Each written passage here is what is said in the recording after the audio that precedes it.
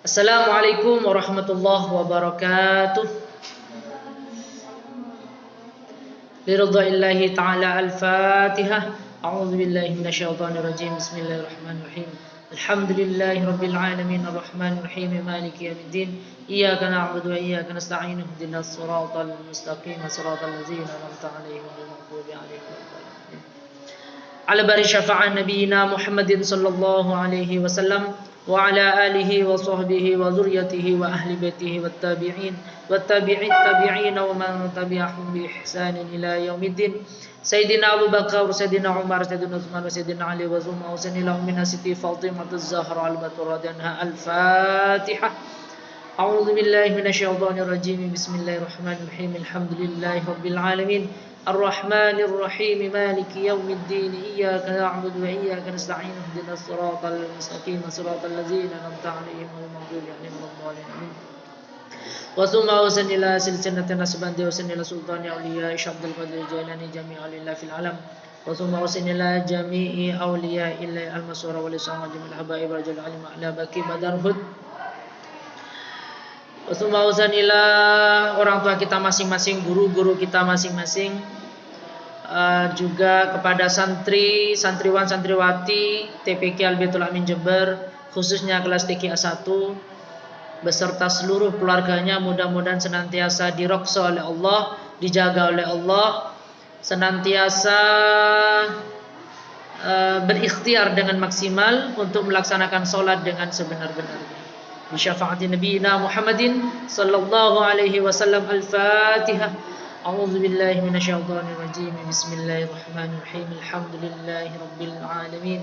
Arrahmanir rahim. Maliki yaumiddin. Iyyaka na'budu wa iyyaka nasta'in. Ihdinas siratal mustaqim. Siratal ladzina an'amta 'alaihim ghairil maghdubi 'alaihim. Wa thumma wasanila musannifi hadhihi al-Fatihah. أعوذ بالله من الشيطان الرجيم بسم الله الرحمن الرحيم الحمد لله رب العالمين الرحمن الرحيم مالك يوم الدين إياك نعبد وإياك نستعين اهدنا الصراط المستقيم صراط الذين أنعمت عليهم غير المغضوب عليهم ولا الضالين.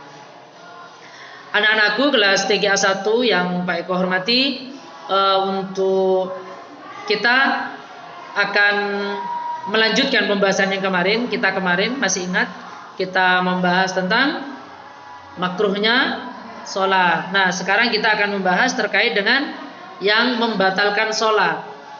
Nah, di dalam buku yang kita pelajari ini, Fikih Junior, itu ada 18 hal-hal yang membatalkan sholat. Yang pertama, salah satu rukunnya tidak dikerjakan, atau dikerjakan akan tapi berlebihan. Rukunnya sholat kan kita sudah ketahui ada banyak, ada ruku, ada sujud. Nah, kita tidak ruku, kita tidak sujud, kita tidak tahiyat akhir misalkan, kita tidak ucapkan salam yang pertama misalkan, lah itu batal sholat. Atau berlebihan, rukunya 4 kali misalkan. Sholat apa rukunya 4 kali? Atau dan lain-lain. Nah, itu intinya tidak boleh nambah-nambahi ataupun ngurangi-ngurangi rukunnya sholat. Nomor 2, terkena najis yang tidak dimaafkan. Nah, kalau kita membahas ini berarti ada najis yang dimaafkan. Najis yang tidak dimaafkan misalkan saat takbir Allahu Akbar, pipis, cur,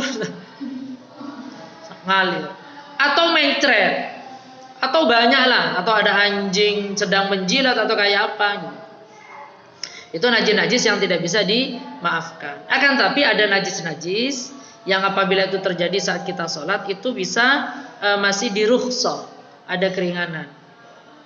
Yaitu seperti ada nyamuk ngicuk di sini, habis itu kalian tampung, ada darahnya nggak di sini kira-kira? Ada, padahal darah hukumnya najis, tapi darahnya nyamuk itu dimakfu. Jadi tidak apa-apa, lanjutkan aja sholatnya, karena darahnya nyamuk itu tidak mengalir, sama seperti itu. Atau tainya cicak ya, itu juga masih dimakfu ila akhirih. Atau begini ya, kayak luka gudikan misalkan, itu kan masih ada air-air dari itu kalau sudah nggak bisa dihindari, sudah ditutup nggak bisa dihindari, ya itu juga dimaafkan. Terus yang ketiga yang membatalkan sholat, berhadas besar atau kecil.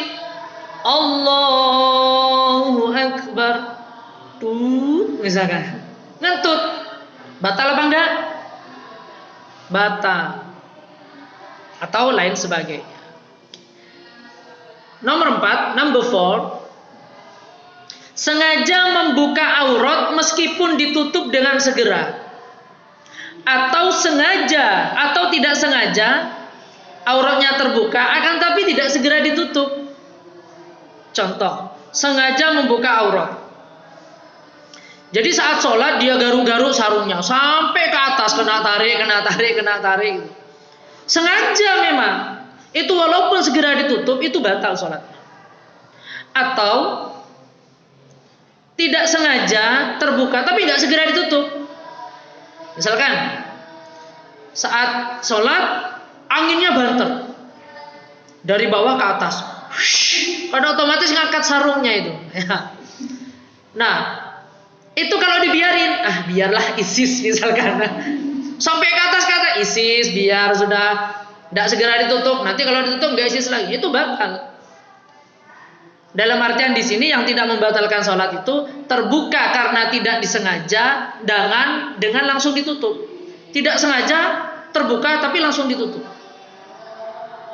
Batasan-batasan aurat dalam sholat kalau pas terbuka tidak sengaja dan segera ditutup itu tidak termasuk yang membatalkan.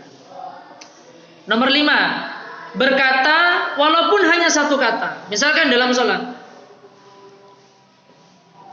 ternyata di belakang ada yang tanya, jawabannya soal nomor 4 apa ya? Terus kamu bilang B.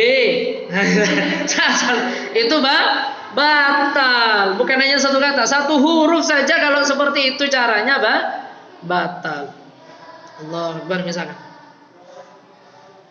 Terus Pak Eko dengar di belakang ada yang tanya, Pak Eko ada di mana? Terus Pak Eko bilang, Pak Eko sedang sholat misalkan. Itu batal. Terus bagaimana caranya supaya kita memberikan isyarat atau lain sebagainya? Yaitu sholatnya dikeraskan, bacaannya dikeraskan, sehingga orang tahu bahwasanya kita itu dalam posisi sholat. Oke, terus nomor 6, melakukan banyak gerakan melebihi dari 3 langkah yang secara terus menerus, seperti melompat, menggerak-gerakkan seluruh anggota badan sekalipun tidak memindahkan telapak kaki. Begini